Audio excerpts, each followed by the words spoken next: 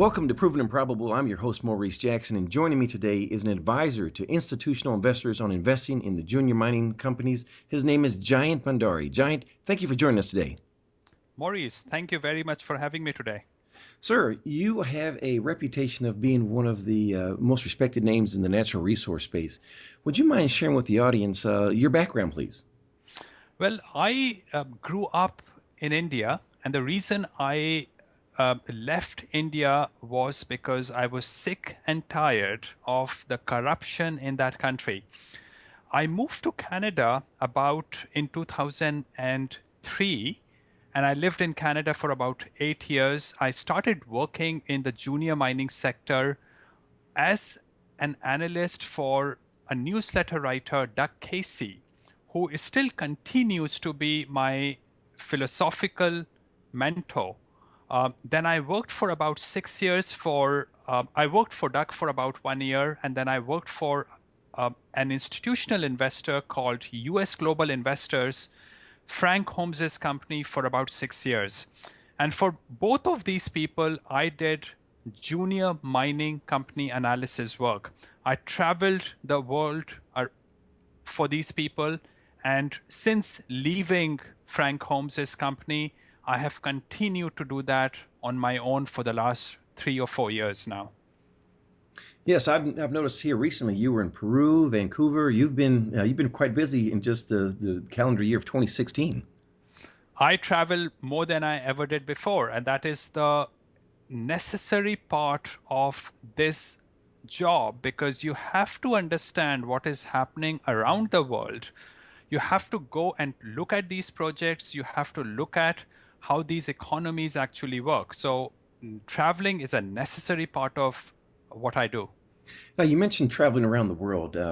Why is it paramount for investors to be aware of geopolitical events and demographics as it applies to supply and demand in the natural resource space? Because I always find it astounding when speaking to investors how most of their concerns are germane only to the United States, and they don't recognize that we live in a global economy.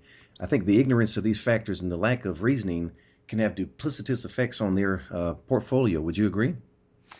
Absolutely. But again, you have to understand that Americans are intellectually very honest people. So they accept that they, as a society, is very inward looking. But absolutely every society in the world is very inward looking. And they are more inward looking than people in America are. So, for example, in India, every foreigner is considered a person from London. When you go somewhere, foreign is synonymous with London to them. So if you asked them where Washington were, they would not know. So really, Americans are self-critical, but this is a problem everywhere in the world. However, if you want to do anything that requires an understanding of the future, and you can't really predict the future, but if you want to attempt projecting the future, trying to understand what might happen into the future, when it comes to career opportunities or with investing, you have to really understand what's happening around the world, particularly when what might happen in other countries can affect what you are working on. So if I am, let's say, in copper space, I should try to understand what's happening in Democratic Republic of Congo, because that's where some of the best copper projects are. If I'm in information technology, probably it does not really matter what happens in Democratic Republic of Congo, because that country doesn't really do much in IT sector. So understanding the world is an extremely important part of trying to understand what might happen into the future. You will still be wrong, but that's the best you have got. Absolutely. You and I were talking offline earlier, and you had mentioned iron ore as another example. Would you mind sharing that with the audience as well? Well, anyone who wants to invest in iron ore should, again, go to some of the major areas where iron ore is produced. And if you go to Pilbara area of northwestern Australia, you understand that trying to mine iron ore, let's say in Canada or maybe in Ukraine, might make absolutely no sense, particularly if you are producing that iron ore for export purposes. So one company in Canada, uh, let's say, might go into production at a cost of $60 per ton of iron ore. Now, if Australia can produce the same iron ore for $20 a ton, and if they can produce whatever volume the world wants, there is no way for you to compete with those people. So it is very important to understand that while iron ore prices, let's say 7 or 8 years back, were very high, but anyone who knew what was happening in northwestern Australia could project that iron ore prices were not sustainable at $150 a ton. They knew that they would fall back to some much lower than $100 per ton, a price at which many Canadian iron ore operations are not economical. So those projects should never have been financed. And that sounds somewhat similar to what we're experiencing right now in oil, whereas the U.S.'s ability to produce oil, and now that we realize their cost really to sustain themselves is roughly around it's between $60 to $80, and they won't be able to sustain themselves more or less in a year from now if the price of oil continues to remain low. So I think what you're saying is don't listen to the salesmanship or the propaganda of a company, but just step back and take a 10,000-foot level and look at the fundamentals of something, as you just mentioned here. Is that probably a good way to summarize what you just mentioned there? Absolutely. And companies do propaganda because they get away with it. The reason why they get away with that is because investors invest in something they don't really understand.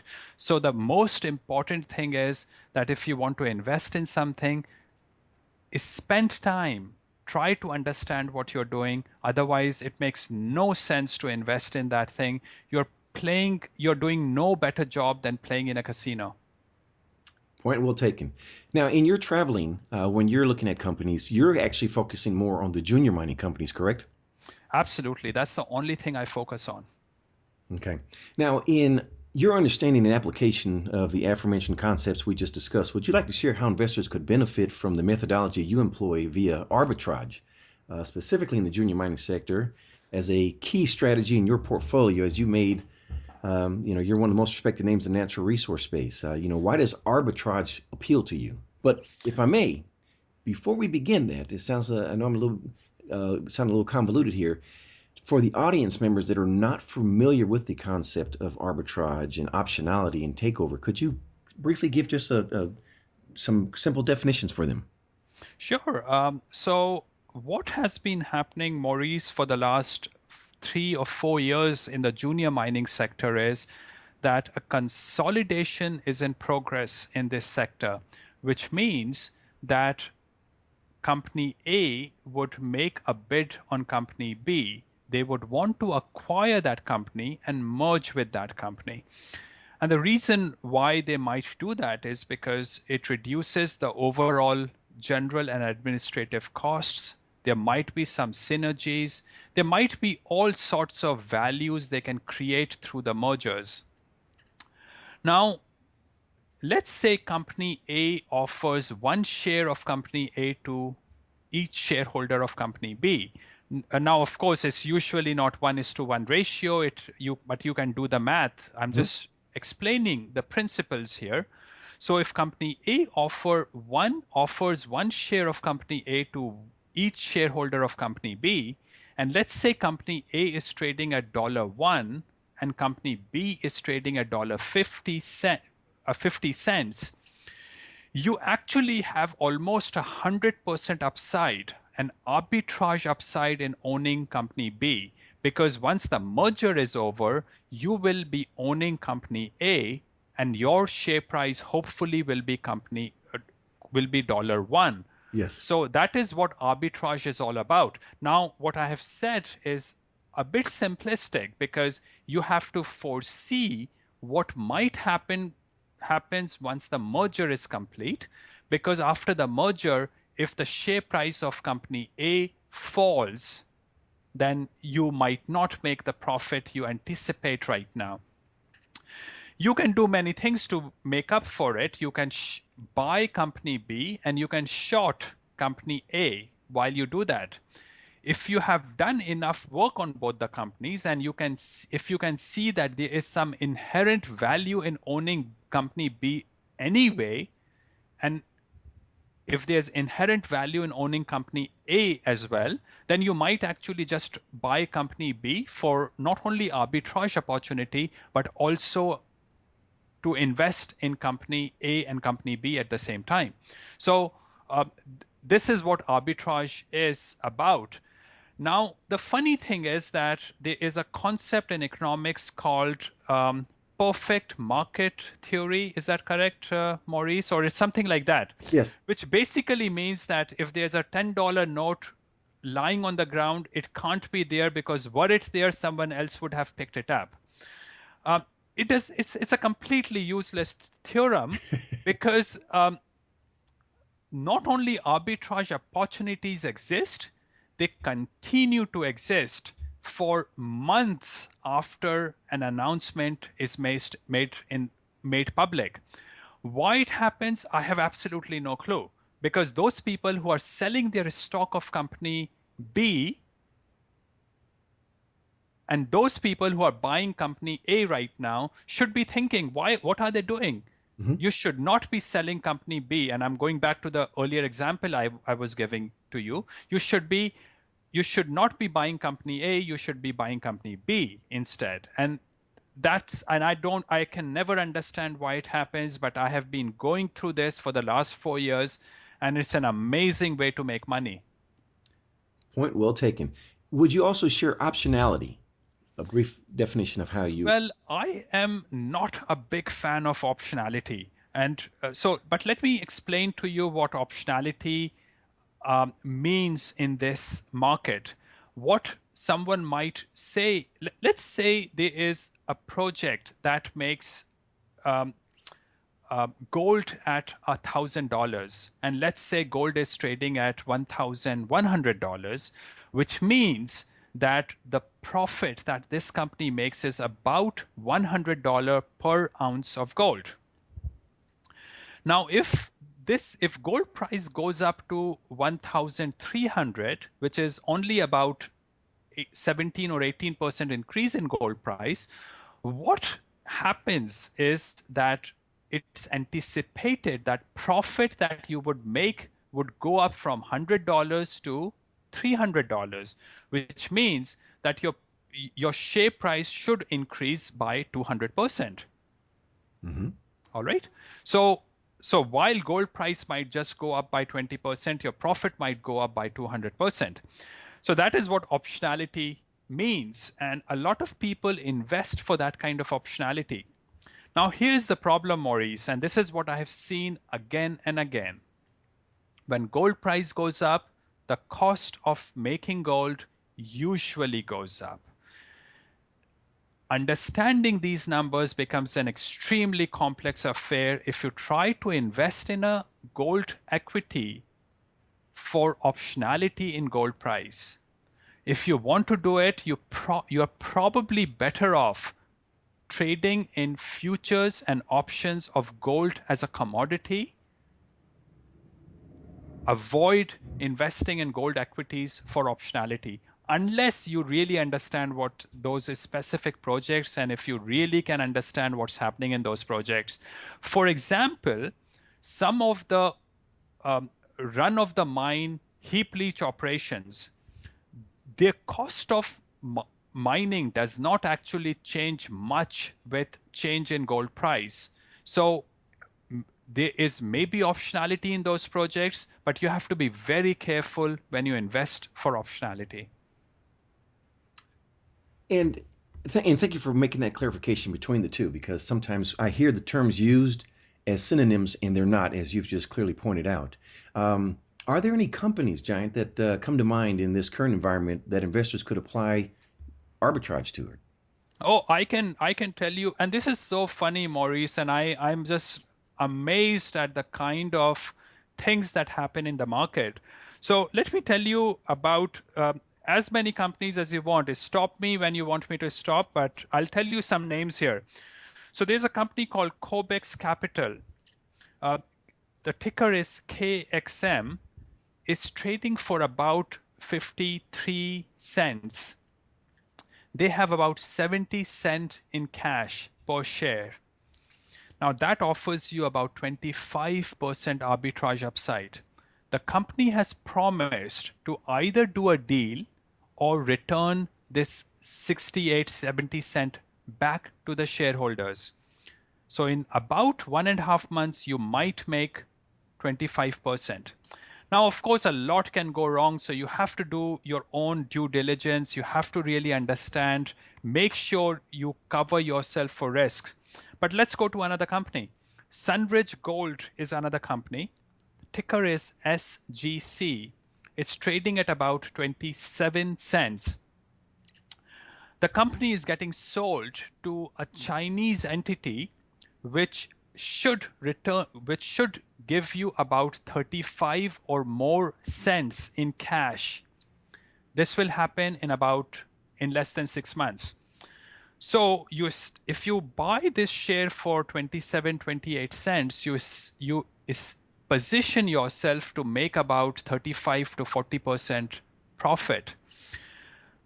Now, there's another merger that was announced a couple of days back, Maurice, and that is a merger between a company called VMS Ventures and a company called Royal Nickel.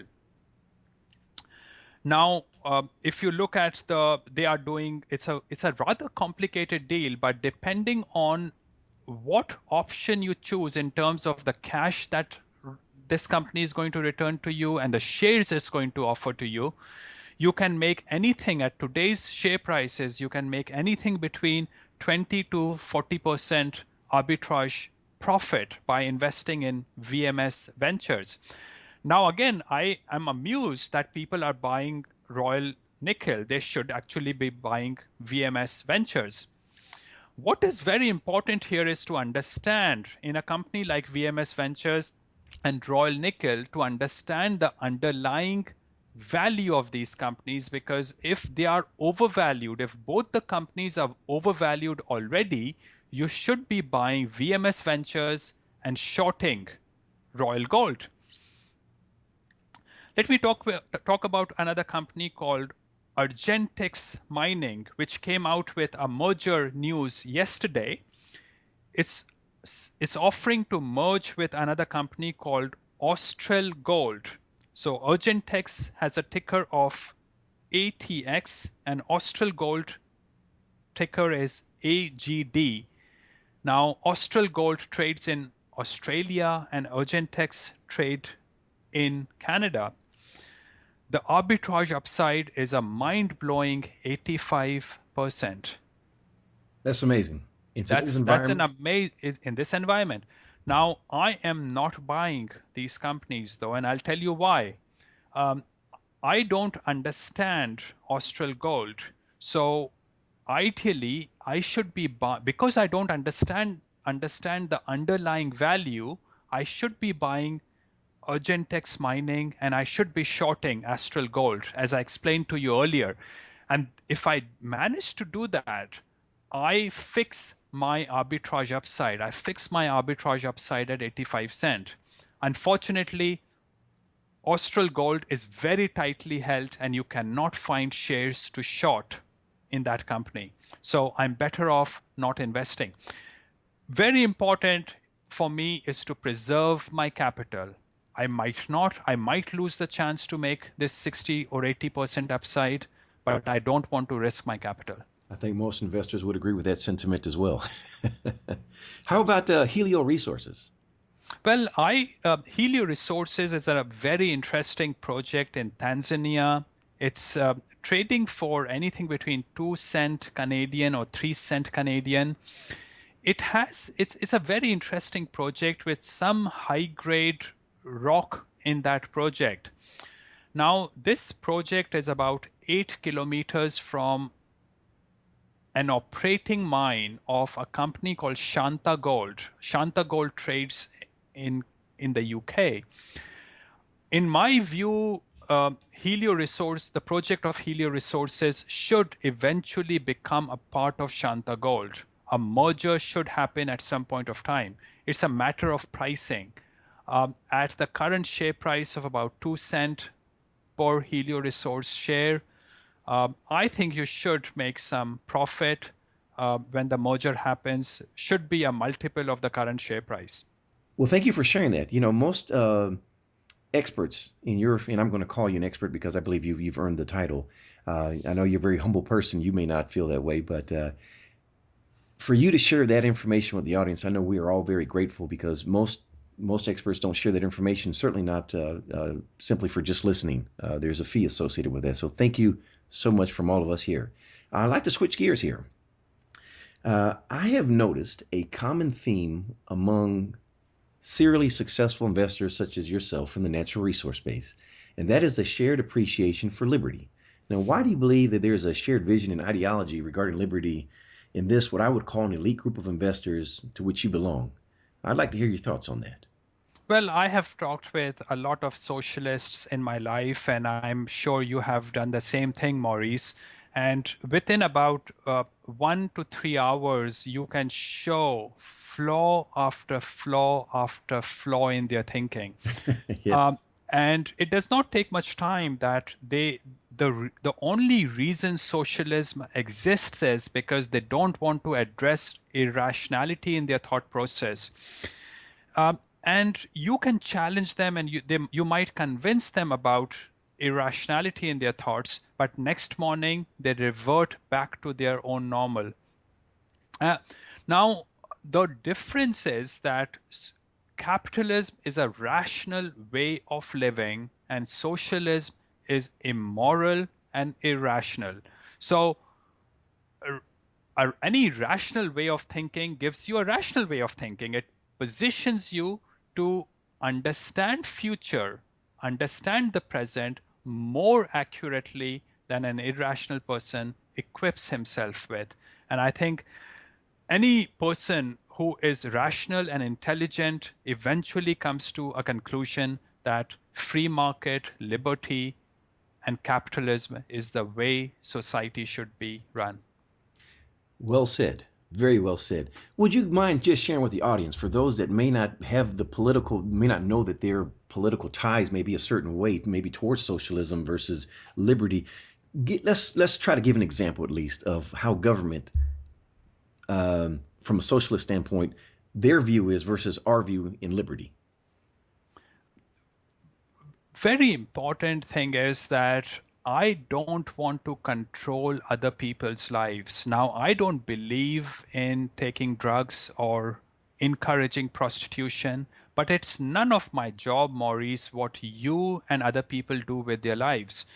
I might offer as a friend some suggestions if you invite me to, but my job is not to force you to live your life my way. But this is what a lot of governments try to do. They want to impose controls on you. They want to impose controls on what you can eat and drink, how you live, how you spend your time. And they actually steal half of what you and I earn as taxes. And they impose horrendous regulatory control on us, which basically means that we are all slaves. And I don't like that kind of state of affairs. Now, maybe some of the things are needed. Maybe there are some good things about, as I said, I don't like drugs and I don't like prostitution, but I have no reason to impose it on other people. I can still make a moral judgment about it. I can still speak about it, and we should all do the same thing, but I have absolutely no reason to impose my views on you. Yeah, when you mentioned government and how it tries to control, it does so by what we hate the most is probably, which is taxes. In America, one of the challenges we have is we tend to listen to what the media tells us is our largest expense in life, which is a home. That is incorrect. Your largest expense in life, ladies and gentlemen, are taxes. It is not a home. So that's one of the reasons I began my views towards liberty in that regard, because I was like, taxes is theft. If I were to go to your house, Giant, and I took a lamp out of your house, I would be arrested. But if the government comes and does it and it calls it taxes, it's legal. In either situation, you no longer have your lamp.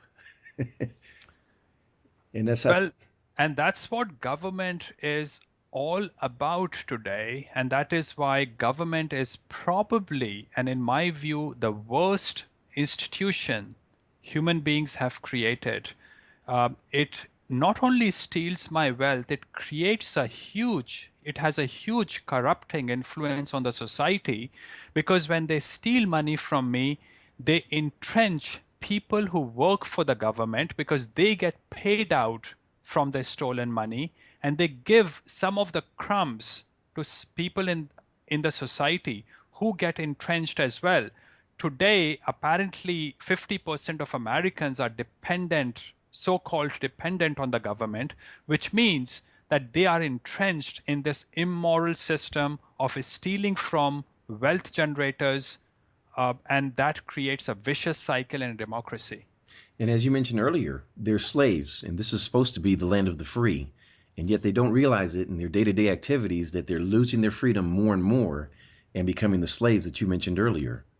Maurice, there are many places in the world that are much worse than the US. So US, yes, these people are indeed slaves, and US has many problems, and they steal half my wealth in the US. But unfortunately, the world is a big slave place. This is the truth in most of the world, unfortunately. That is correct as well. I made my comments more specific to the United States because I'm a resident here, and this should be the land of the free. We should be the beacon of freedom and having a free market, and we see that eroding day by day. Increasingly, it is not the land of the free. Before we end today's session, I would be remiss if I didn't discuss your specific contributions to liberty via your annual seminar, Capitalism and Morality. For those that are not familiar with capitalism and morality, could you please tell us about it? Well, I hold this seminar every year. This has been going on for the last 7 years now.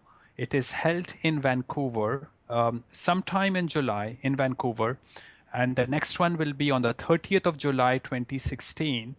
It's a philosophy conference, but of course, oriented towards the concept of liberty. I invite some of the best known philosophers to come and speak at my seminar.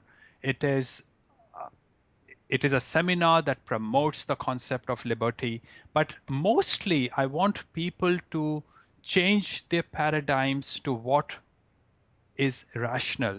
So I'm very open to argumentations and discussion in that seminar, and it does a lot of good job on a lot of people. A lot of people keep coming back. When I was at the Sprott Stansberry conference, where this was your conference, your seminar was conducted last year, that was one of the high points, I think, for everyone there. They were excited for the last day at the conference to attend the event, and they wanted to see. You had to name some of the guests you had, if you would please, this past year. Well, I usually have my longtime mentor, Doug Casey, as a speaker. Rick Rule, who is a very well-established institutional investor, speaks at my seminar. He has been speaking for the last 4-5 years. Dr. Walter Block, who is a very famous libertarian, he is often a speaker. Dr. Michael Edelstein, who is a psychologist, he is a usual speaker at my seminar. There was a lady, Rosalind Ross, who actually got the highest points among all the speakers, is an absolutely amazing speaker, and she spoke about how to bring up your children. So this is not an activist seminar, it's a philosophy seminar, and we talk about things like how you should raise your children. Yes, if you're not familiar with the work, ladies and gentlemen, it is not dry and mundane. This is something that will get you to really contemplate what is said, and it'll make your mind really consider, your ideology towards whatever you feel right now and question it. And the speakers are just amazing. If your previous seminars, they are available on YouTube, but I encourage you, there's nothing like actually being in attendance, having other like-minded individuals there, or individuals that may want to challenge, and having a great discussion. And it's not negative, it's very productive. I must add on to that, it's very productive. I've enjoyed the work. It's really changed my perspective on a lot of things in my life personally. So thank you for that. Yeah, thank you very much for introducing my seminar, Maurice. Well, in closing, if somebody wanted to contact you and learn more about your work, where can they go? I have a website. It's mynameincontinuation.com. That is jayantbhandari.com. And I link all my articles and my research reports on that website. And again, the seminar is called Capitalism and Morality, and you can find it again on YouTube. Jayant, it has been a pleasure having you this evening. I look forward to doing more interviews with you in the future. Thank you so much for your time. Thank you for the opportunity, Maurice. Appreciate that. Till next time, sir. Thank you.